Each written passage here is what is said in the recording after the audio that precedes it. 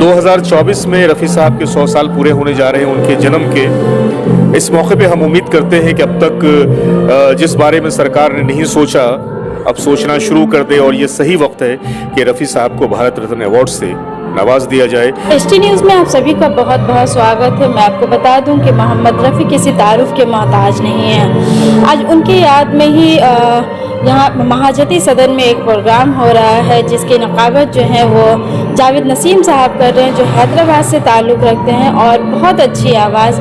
इनकी जितनी तारीफ़ की जाए वो कम है।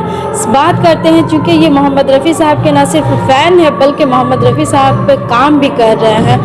उनकी खिदमत को किस तरह से उजागर करने की ज़रूरत है, वो इस काम को भी अंजाम दे रहे हैं। आपका बहुत बहुत स्वागत है एचटी न्यूज़ में। बहुत बहुत शुक्रिया आपका। क्या कहेंगे, मोहम्मद रफ़ी साहब को किस तरह का जो पज़िराई मिलनी चाहिए थी वो नहीं मिल पाई है? सिर्फ सिंगिंग के ज़रिए उनके गानों को याद किया जाता है। देखिए, बात अगर रफ़ी साहब की आती है तो ऐसा लगता है कि उमर वैयार की ज़ुम्बिल के दरवाजे खुल जाते हैं और फिर उनके बारे में जितना भी कहा जाए, जितना भी बोला जाए वो कम लगता है। क्योंकि एक ऐसी शख्सियत के बारे में आप क्या कह सकते हैं कि जिनके बारे में पिछले 75 सालों से लोग कहते, सुनते और बोलते चले आ रहे हैं। और जब रफ़ी साहब के बारे में कुछ कहने की बात आती है तो मुझे बेसाख्ता ये कहना पड़ता है कि ऐसी शख्सियत के बारे में क्या कहें, क्या क्या कहें, कैसे कहें, कितना कहें, अल्फाज छोटे पड़ जाते हैं। आज का ये प्रोग्राम जो महाजाती सदन में हो रहा है, ये एक बड़ा ही खूबसूरत प्रोग्राम है। रफ़ी साहब की याद भी किया जा रहा है और हमारे बड़े कलकत्ता शहर के बहुत ही प्यारे सिंगर, बड़े ही अच्छे माने हुए सिंगर आज के इस प्रोग्राम का हिस्सा बन रहे हैं। रफ़ी साहब का जिक्र आता है तो रफ़ी साहब के नाम पे चाहे सामने कोई भी आए, लोग उसको बहुत इज़्ज़त देते हैं, बहुत प्यार देते हैं और वही इज़्ज़त और वही प्यार हमें यहाँ भी मिल रहा है। लगातार आपको देखा गया है कि मोहम्मद रफ़ी पे लगातार आप काम किए हैं। उन पर और क्या काम करने की ज़रूरत है? उनको जो पज़िराई मिलनी चाहिए थी वो पज़िराई नहीं मिल रही है। देखिए, ऐसा है कि ये हमारी कमकली है जो हम हीरे को नहीं पहचान रहे हैं या कहीं ना कहीं हीरे की उस चमक से मुस्तफ़ीज़ नहीं होना चाह रहे हैं। रफ़ी साहब की ज़ात की बात अगर हम करें तो रफ़ी साहब न सिर्फ ये कि एक बहुत बुलंद पाया फ़नकार थे, बल्कि साथ ही साथ एक ऐसी शख्सियत के मालिक थे कि जिनके बारे में कुछ कहना बड़ा मुश्किल है।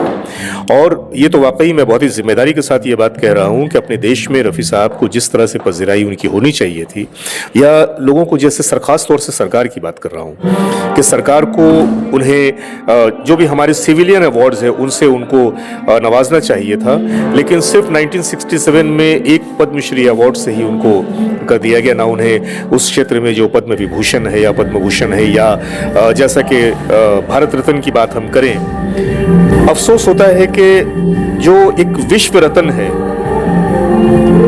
ऐसे रत्न को भी हमारे देश में वो सम्मान नहीं मिला, भारत रत्न का अवार्ड, जो कि उनका हक बनता है। क्योंकि ऐसे बहुत सारे लोग हैं कि रफ़ी साहब के मुकाबले में जिनका योगदान कुछ भी नहीं है, लेकिन उसके बावजूद वो लोग भारत रत्न के उस अवार्ड से मुस्तफ़ीज़ हुए हैं।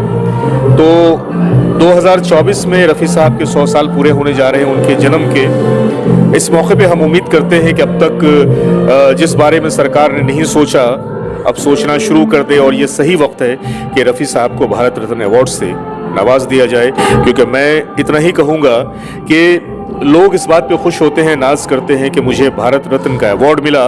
मैं तो कहता हूँ कि भारत रत्न खुद कहेगा कि आज मुझे मोहम्मद रफ़ी मिल गए। छोटे छोटे सिंगर को भी देखा गया है कि उसकी पज़िराई की गई है, कई एक अवार्ड से नवाजा गया है। क्या मोहम्मद रफ़ी साहब का मोहम्मद लगना, क्या इसके वजह से उनको किसी तरह का अवार्ड या भारत रत्न अवार्ड नहीं दिया गया? क्या लग रहा है? देखिए, मैं ऐसा नहीं समझता, क्योंकि ऐसा नहीं है कि मुस्लिमों जो हमारे फ़नकार हैं उनको अवार्ड नहीं दिया गया है भारत रत्न का।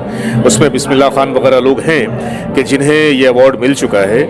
लेकिन एक चीज़ ये समझ में मेरे वाकई खुद नहीं आती है कि आखिर वो वजह कहाँ पे अटकी हुई है कि जिसकी वजह से न तो कांग्रेस की हुकूमत ने सोचा, न तो हमारी आज की सरकार सोच रही है। क्योंकि रफ़ी साहब का जो योगदान है कंट्री के लिए वो पुराना है, बहुत पुराना है, जिसकी तारीख 1960-62 से ही शुरू हो जाती है। और सेकेंड वर्ल्ड वॉर के वक्त में भी जिस तरह से उनकी जो एक कहना चाहिए कि जो उन्होंने जिस तरह से सरकार के शाना बशाना खड़े होकर फौजियों का उत्साह बढ़ाया था। अब देखिए आप कि हमारे देश में जितने भी प्लेबैक सिंगर्स हैं उनमें सबसे ज़्यादा गीत मोहम्मद रफ़ी साहब ने गाए, सबसे ज़्यादा भजन उन्होंने गाए, सबसे ज़्यादा देशभक्ति के गीत उन्होंने गाए। जंग के दौरान मोर्चे पे जाके लद्दाख की पहाड़ियों पर खड़े होकर फौजियों का उन्होंने उत्साह बढ़ाया। तो इतना सब कुछ करने के बावजूद भी अगर हम रफ़ी साहब की उस कारकर्दगी से इनकार करते हैं तो ये रफ़ी साहब की कमज़रफ़ी नहीं, ये हमारी कमज़रफ़ी है। तो मैं चाहूँगा कि जो अब तक नहीं हुआ वो इस बार तो होना ही चाहिए। मोहम्मद रफ़ी साहब पर आप एक मूवी भी बना रहे हैं, कब तक वो मंजर यहाँ पर है? मैं सोच रहा था इस बारे में कि रफ़ी साहब के ऊपर में भाई ऐसा है कि रफ़ी साहब को खराज अक़ीदत पेश करने के लिए लोग अपने अपने तरीक़े से अपनी मोहब्बतों का इजहार करते हैं। जो सिंगर्स हैं वो गाना गाते हैं, जो लिखने वाले हैं वो लिखते हैं, मैं बोलने वाला हूँ मैं बोलता हूँ। तो क्यों ना इन तमाम चीज़ों को लेकर रफ़ी साहब के ऊपर एक कोई डॉक्यूमेंट्री बनाई जाए जिनसे लोगों को आने वाले दिनों में ये पता चले, ख़ास तौर से जो हमारी नस्ल आने वाली है, कि हमारे दौर में कोई ऐसा भी फनकार था कि जिसने इतना कुछ दिया है संगीत के नाम पे लोगों को। क्योंकि मौसीकी के नाम पे, संगीत के नाम पे रफ़ी साहब ने सिर्फ मोहब्बतें बांटी और अपने तौर से मैं यही कहना चाहूँगा कि और भी कुछ काम होना चाहिए रफ़ी साहब के बारे में, जैसे कि ख़ास तौर से रफ़ी साहब के नाम पे कुछ मेमोरेबल काम इस तरह से कर सकते हैं। कोई मेमोरियल ट्रस्ट हो जहाँ से बच्चों की तालीम का या सोसाइटी के वेलफेयर का, सोसाइटी को अपलिफ्ट करने का भी काम किया जाना चाहिए। तो मैं समझता हूँ ये उनको बहुत बड़ा खराज अक़ीदत होगा। करोड़ों फ़ैन है मोहम्मद रफ़ी साहब के, मगर जब अगर डॉक्यूमेंट्री की बात की जाए या उनको खराज अक़ीदत के तौर पर उनके कामों को सराहने की बात की जाए तो कोई मंजर यहाँ पे नहीं आते हैं। इसकी क्या वजह है? क्या मोहम्मद रफ़ी साहब के सिर्फ गाने ही मकबूल हुए हैं या खुद मोहम्मद रफ़ी साहब की शख्सियत के दो पहलू थे। एक उनका जो ज़ाहरी पहलू था वो तो एक फ़नकार की हैसियत से था, जिनकी फ़नकारी से कोई कमबख्त इनकार नहीं कर सकता। हमने ऐसे बहुत सारे लोगों को देखा है कि जो ऊपर से तो रफ़ी साहब को बड़ा नहीं मानते, लेकिन दर हकीकत वो रफ़ी साहब के परस्तार है। ये तो है। तो जहाँ तक है ज़ाहरी और बातनी कैफियत का, तो जो ज़ाहरी कैफियत उनकी थी वो एक गुलकार की थी, तो इससे तो सब वाकिफ़ हैं। मैंने ये कोशिश किया है कि मैं उस मोहम्मद रफ़ी साहब की शख्सियत को लेकर लोगों के सामने आऊँ, जो दर हकीकत मोहम्मद रफ़ी सिंगर नहीं बल्कि एक इंसान थे। और मेरी कोशिश है, मैं बहुत सारे प्रोग्राम्स उन पे करता रहता हूँ, कर चुका हूँ। मेरे सैकड़ों वीडियोस रफ़ी साहब के हवाले से मौजूद हैं यूट्यूब पे। तो मेरी कोशिश ये होती है कि मैं लोगों को उस मोहम्मद रफ़ी से मिलवाऊँ कि जो एक बहुत ही अजीम बाप है, बहुत ही अजीम वो शौहर है, बहुत ही अजीम इंसान है, जो बहुत ही सखावत से भरा हुआ एक इंसान है, जिसने हर जगह पे लोगों की बड़ी मदद की है, लोगों को ऊपर उठाने में। आपको शायद ये पता होगा कि उस ज़माने में ख़ुद उनके दौर के इंडस्ट्री के कई एक ऐसे म्यूज़िक डायरेक्टर थे, सिंगर्स थे, जो उनसे बड़े खफा रहते थे और इस बात के लिए खफा रहते थे कि भाई आप तो छोटे छोटे सिंगर को प्रमोट करते हैं, छोटे छोटे नए नए लोगों को आप कहते हैं म्यूज़िक डायरेक्टर बन जाओ, फिर उनके इसमें गाना गाते हैं। तो इस तरह से कहीं ना कहीं हमारा नुकसान होता है। आप लोगों को लाके हमारे सामने खड़ा कर देते हैं। रफ़ी साहब से की बात कहते थे कि जो हकदार है उसे उसका हक मिलना चाहिए।